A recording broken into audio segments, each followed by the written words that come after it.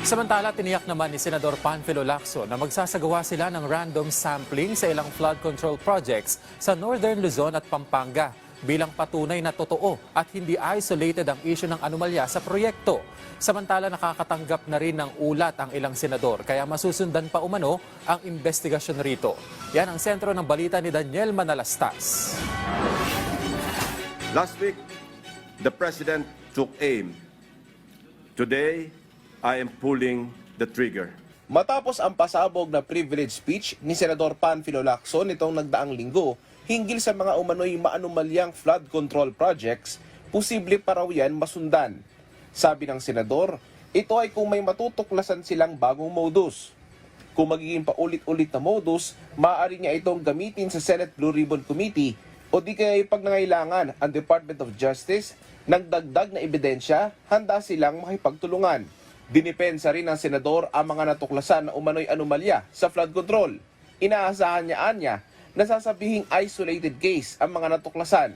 Kaya naman nag-random sampling sila na mayroon sa Pampanga at Northern Luzon para hindi sabihing isolated case lamang ito. May ginagawang investigasyon ngayon ang Senate Blue Ribbon Committee hinggil sa umano'y mga anomalya sa flood control. At tingin ni Senate President Pro Tempore Jinggoy Estrada, siguro magtatagal pa yung investigation sa committee. Hindi lang siguro dalawa, siguro baka umabot pa rin sa hearing yan sa dami o sa lawak ng scope ng mga anomalies.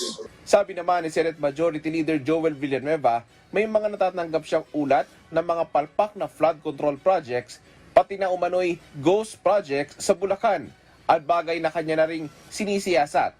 Mahalagang mabigyan niya ng sagot ang ating mga kababayan at mapanagot ang mga may kinalaman sa problema sa baha. Gusto namang maimbestigahan ni Senador Erwin Tulfo ang mga ulat na may isang commissioner sa Commission on Audit na asawa umano ay isang kontraktor. Ayon kay Tulfo, conflict of interest ito at hindi magandang pakinggan. Daniel Manalastas para sa Pambansang TV sa Bagong Pilipinas.